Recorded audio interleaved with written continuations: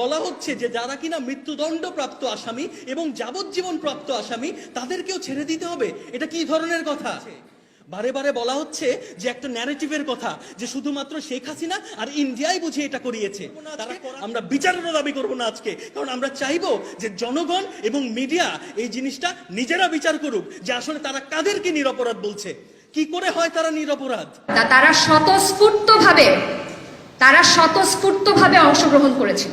আমরা দেখছি বৈষম্য বিরোধী ছাত্র আন্দোলন, তারা হয়তোবা ওই সময় অত্যন্ত ছোট ছিল, কিন্তু তারা এই জিনিসটাকে কোথায় ঘুরিয়ে নিয়ে যাচ্ছে, তারা খুনিদের সাথে কিভাবে করে দাঁড়ায়।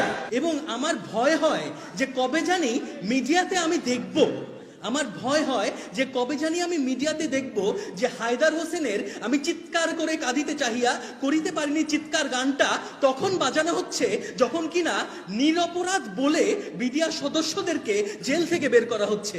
কারণ খুব দুঃখ সহকারে আমরা দেখছি যে তারা যখন জেল থেকে বের হচ্ছে তখন আপনারা পেছনে খুব দুঃখজনক ব্যাকগ্রাউন্ড মিউজিক দিয়ে তাদেরকে হাইলাইট করা হচ্ছে।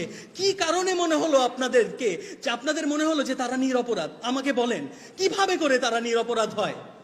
এতগুলো মানুষ, আপনারা বলতে পারেন এতগুলো মানুষ কি খুন করেছে? না, এতগুলো মানুষ খুন করেনি। তবে একটা মানুষ ছাড়া, একমাত্র সুবেদার মেজর নুরুল ইসলাম ছাড়া একটা মানুষ তারা প্রতিবাদ করেনি। অস্ত্র সবাই তারা লুট করেছে, তারা ফায়ার করেছে, এবং সেগুলো তো আসলে আপনারা মিডিয়ারাই কভার করেছিলেন। হঠাৎ করে কি হলো আপনাদের? এটা তো এভিডেন্ট। এবং তারা এখন যারা কিনা এই মুহূর্তে জেলে আছে তারা তো কোনোভাবেই ইনোসেন্ট না। এবং এই যে ঢালাও ভাবে বলা হচ্ছে যে যারা কিনা মৃত্যুদণ্ড প্রাপ্ত আসামি এবং যাবজ্জীবন প্রাপ্ত আসামি তাদেরকেও ছেড়ে দিতে হবে, এটা কি ধরনের কথা?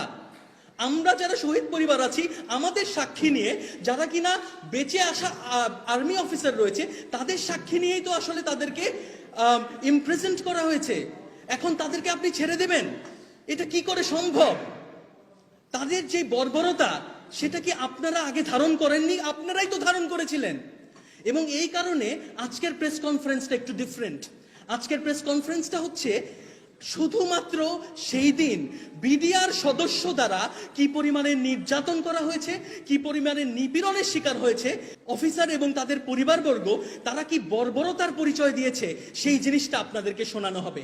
আমরা কোনো দাবি করব না আজকে, আমরা বিচারেরও দাবি করব না আজকে, কারণ আমরা চাইবো যে জনগণ এবং মিডিয়া এই জিনিসটা নিজেরা বিচার করুক, যে আসলে তারা কাদেরকে নিরপরাধ বলছে, কি করে হয় তারা নিরপরাধ। একটা মানুষ যদি কিনা তারা বন্দুক ধরে তাহলেই সেটা মিউটিনি, তাহলেই সেটা বিদ্রোহ।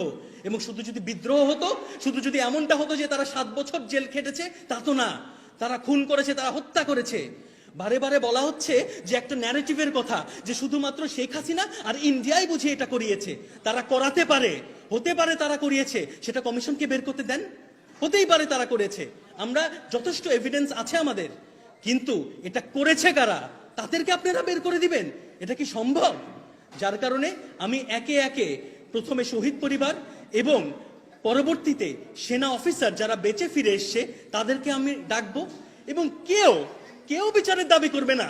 আপনাদের সেই জাজমেন্ট যে আপনারা বিচারের দাবি করবেন কিনা, আপনারা বিচার চাইবেন কিনা, তারা শুধু বলবে যে সেদিন আসলে তাদের সাথে কি হয়েছিল। শুধুমাত্র শোনেন, ন্যারেটিভ চেঞ্জ করা এটা কোনো মুখের কথা না। এত বড় খুন, এত বড় হত্যা হওয়ার পরে ন্যারেটিভ চেঞ্জ করে ফেলবেন, সেটা আমরা বেঁচে থাকতে মেনে নেব না। একটা পরিবারকে যখন কিনা তাদের বাড়ির যে কর্তা তাকে হত্যা করা হচ্ছিল, তখন প্রতিটা বাসার থেকে যে এক একটা ফ্যামিলিকে বুটস দিয়ে লাথি দিতে দিতে, বেয়োনেট দিয়ে খোঁচাতে খোঁচাতে, বন্দুকের বাজ দিয়ে মারতে মারতে যে তাদেরকে কোয়ার্টার গার্ডে নিয়ে যাওয়া হয়েছে, সেই খবর তো আপনারা কখনো প্রচার করেন না। কারা নিয়েছে সেটা? ইন্ডিয়ানরা নিয়েছে নাকি শেখ হাসিনা নিজে এসে নিয়েছিল? আমরা কখনো রাজনৈতিক স্টেটমেন্ট দিই না, এবং অবশ্যই এটা দেওয়ার কোনো প্রয়োজনও হয় না। খুব কষ্ট লাগে, কারণ আমাদের ছাত্ররা যাদের পাশে আমরা ছিলাম, আমি একজন শিক্ষক নর্থ সাউথ বিশ্ববিদ্যালয়ের, ওইখানকার ছাত্রদেরকে বলে দেখেন ওদের পাশে আমি ছিলাম। আমাদের একজন শহীদ পরিবারের একজন শহীদ অফিসার লেফটেন্যান্ট কর্নেল রবি, তার ছেলে এই অভ্যুত্থানে গুলি খেয়েছে। এবং এখানে আমরা দেখছি বৈষম্য বিরোধী ছাত্র আন্দোলন, তারা হয়তোবা ওই সময় অত্যন্ত ছোট ছিল, কিন্তু তারা এই জিনিসটাকে কোথায় ঘুরিয়ে নিয়ে যাচ্ছে, তারা খুনিদের সাথে কিভাবে করে দাঁড়ায়।